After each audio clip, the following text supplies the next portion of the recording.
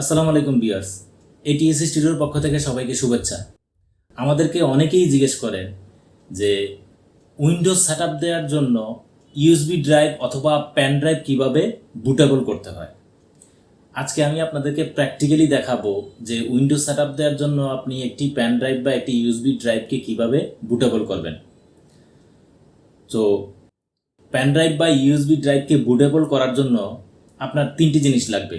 সর্বপ্রথম যে জিনিসটি লাগবে সেটি হচ্ছে এই রকমের একটি পেন ড্রাইভ, যেটি সর্বনিম্ন 8 GB হতে হবে। এর চেয়ে বেশি সাইজের পেন ড্রাইভ ব্যবহার করতে পারেন, আপনি কোনো সমস্যা নেই। দ্বিতীয়ত আপনার লাগবে হচ্ছে উইন্ডোজ অপারেটিং সিস্টেমের আইএসও ফাইলটি।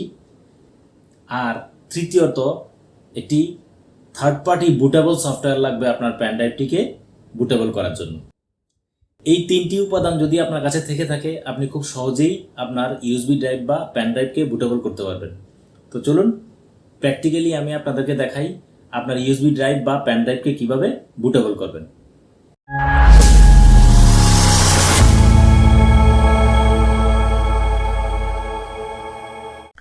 সো ভিউয়ার্স, পেন ড্রাইভটি ইউএসবি পোর্টে ইনসার্ট করার পরে আপনারা আপনাদের কম্পিউটার স্ক্রিনে চলে আসবেন। কম্পিউটার স্ক্রিনে আসার পরে যে কোনো একটি ইন্টারনেট ব্রাউজার ওপেন করবেন। ইন্টারনেট ব্রাউজার ওপেন করে গুগল সার্চ বারে টাইপ করবেন রুফাস, RUFUS, রুফাস। রুফাস সার্চ করার পরে সর্বপ্রথম যে ওয়েবসাইটটি পেয়ে যাবেন, এই ওয়েবসাইটটিতে প্রবেশ করবেন। রুফাস হচ্ছে মূলত একটি থার্ড পার্টি সফটওয়্যার যেটি দিয়ে পেন ড্রাইভ বুটেবল করা যায়। তো রুফাসের ওয়েবসাইটে আসার পরে আপনারা স্ক্রল করে একটু নিচে যাবেন। নিচে গেলেই রুফাসের যেই লেটেস্ট আপডেট ভার্সনটি এটি পেয়ে যাবেন, রুফাস 3.20। এটি এখান থেকে ডাউনলোড করে নেবেন। এটি অনলি 1.3 MB একটি সফটওয়্যার।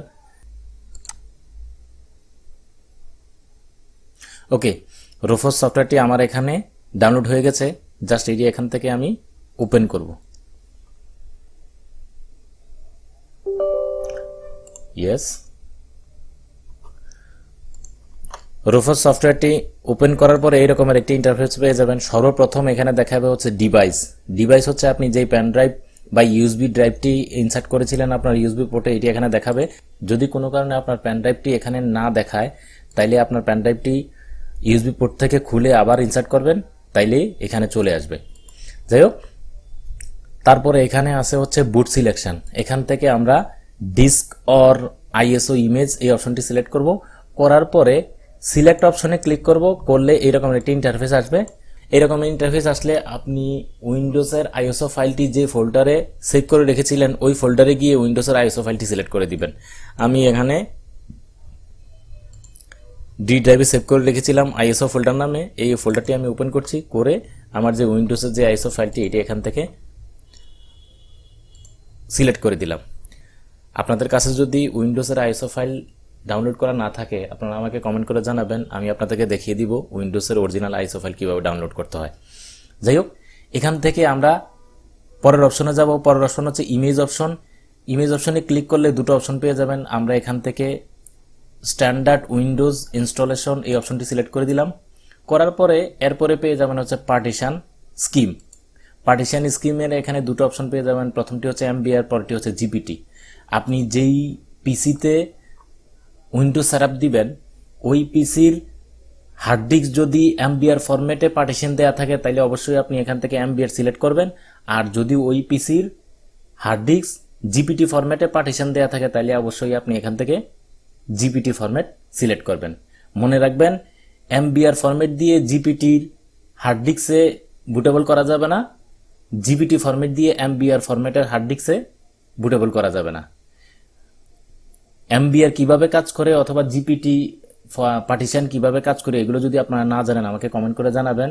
আমি MBR এবং জিপিটি সম্পর্কে বিস্তারিত একটি ভিডিও পরবর্তীতে আপলোড করার চেষ্টা করব।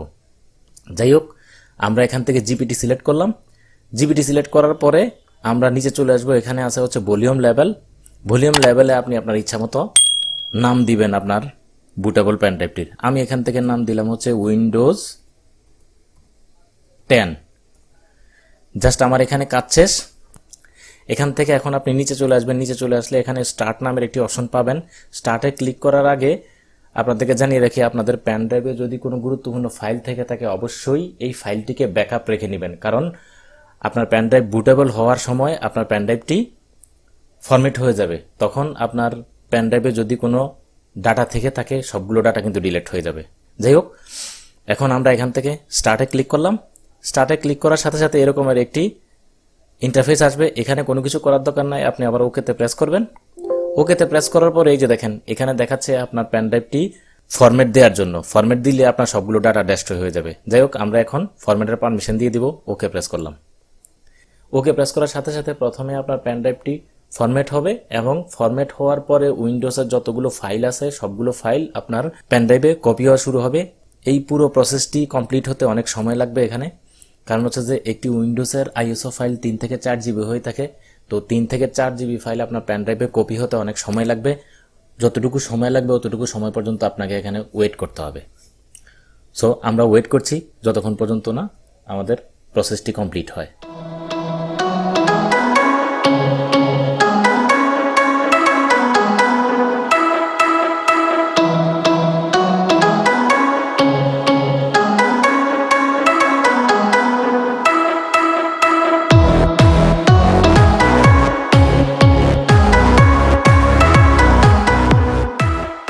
সো ভিউয়ার্স, আমাদের সম্পূর্ণ প্রসেসটি এখানে কমপ্লিট হয়ে গেছে। প্রসেসটি যখন কমপ্লিট হবে এখানে গ্রিন কালারে রেডি দেখাবে।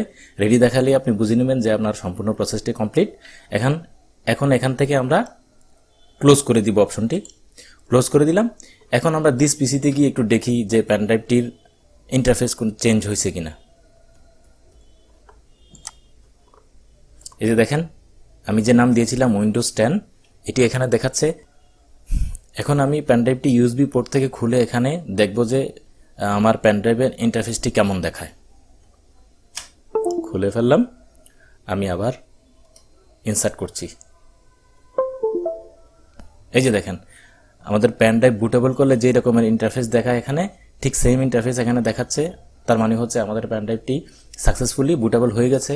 তারপরেও আমরা এখন প্র্যাকটিক্যালি আমাদের পিসির বুট মেনুতে গিয়ে দেখব যে আসলে আমাদের পেন ড্রাইভটি উইন্ডোজ সেটআপ দেওয়ার জন্য ঠিকমতো কাজ করে কিনা। তো চলুন আমরা আমাদের পিসির বুট মেনুতে যাই। সো ভিউয়ার্স, আমরা আমাদের কম্পিউটারের মাদারবোর্ডের বায়োস অপশনে চলে আসলাম। বায়োস অপশন থেকে আমরা বুট অপশনে গিয়ে আমাদের পেন ড্রাইভটি সিলেক্ট করে দেবো। এখান থেকে আমরা বুট অপশনে আসলাম। বুট অপশনে এসে এখান থেকে আমাদের যেই ফার্স্ট বুট অপশনে আমাদের পেন ড্রাইভটি এখান থেকে সিলেক্ট করে দিলাম। আমরা এখান থেকে সিলেক্ট করে দিয়ে জাস্ট আমাদের পেন ড্রাইভটি দিয়ে বুট করব এখন কম্পিউটারটি। প্রেস এনি কি আসলে এরকম আপনারা কিবোর্ড থেকে যে কোনো একটি বাটন প্রেস করবেন। প্রেস করলেই আপনাদের পেন ড্রাইভ থেকে বুট হওয়া শুরু করবে।